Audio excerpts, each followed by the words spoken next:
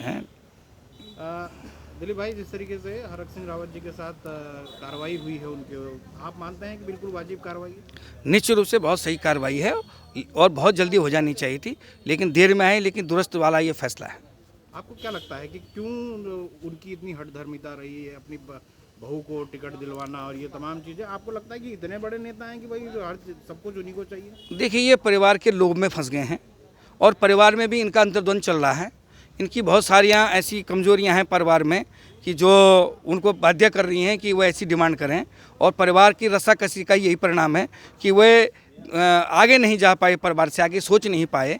और यही कारण है कि वो जो चाह रहे थे भारतीय जनता पार्टी के नेतृत्व से, भारतीय जनता पार्टी के नेताओं से, या हमारी पार्टी के शीर्ष नेतृत्व से, वो नहीं हो पाया और दबाव की राजनीति जो करना चाह रहे थे वो नहीं कर पाए, इसलिए उनको बाहर जाना पड़ा। आपके लिए जो कांटा बनने की कोशिश वो कर रहे थे, वो कांटा पार्टी ने खुद ही निकाल दिया है। देखिए, कांटा हमारे लिए कभी नहीं थे, वो स्वयं के लिए कांटा हैं और वो खुद आत्मचिंतन करें कि उनमें क्या कमियां हैं कि वो हर समय विवादों में रहते हैं।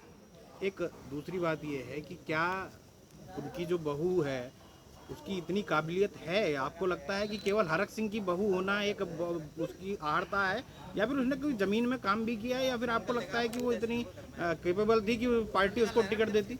निश्चित रूप से जिनके लिए वो टिकट मांग रहे हैं अपनी बहू के लिए, उनकी ना राजनीति में कोई संघर्ष है, ना कोई अनुभव है, ना उन्होंने कोई छात्र राजनीति करी, ना कोई किसी सामाजिक राजनीति करी। केवल और श्रम विभाग के जो कथित कंबल थे उनको बांटा, उन्हीं को अगर सामाजिक कार्य समझते हैं तो मैं समझता हूँ इससे ज़्यादा उनको गलतफहमी और कुछ हो नहीं सकती। अच्छा, हरक सिंह रावत अभी फिर रोने लगे हैं, कई जगहों पर उनके आंसू टपकने लगे हैं, तो आपको लगता है कि आने वाले दिनों में फिर वो आंसू टपकेंगे? निश्चित रूप से चुनाव में ये आंसू उनके टपकने वाले हैं, ये उनका एक तरीका है। और जब वो चुनाव में आंसू टपकाते हैं तो जिस विधानसभा से वो लड़ते हैं 5 साल वो जहाँ की जनता आंसू टपकाती है। एक अंतिम सवाल ये है कि जिस तरीके से हरक सिंह रावत कह रहे हैं कि बीजेपी ने उनको पार्टी से बाहर निकाला, वो निकलना नहीं चाहते थे, तो आपको क्या लगता है कि क्या उनकी ऐसी क्रियाकलाप थे जिसको बीजेपी ने भांप लिया और उसके बाद उनको पार्टी से निकाल दिया? निश्चित रूप से वो नहीं यहाँ से निकलना चाह रहे थे, क्योंकि वो बिना सत्ता के रह नहीं सकते, संघर्ष वो कर नहीं सकते, वो सत्ता के साथ रहना चाहते हैं। लेकिन जो उनको भारतीय जनता पार्टी को अपने परिवार तक सीमित करने के लिए और अपनी व्यक्तिगत लाभ के लिए जो उन पार्टी को झालना चाहते थे, वो पार्टी ने किया नहीं, इसलिए उनको जाना पड़ा। Thank you.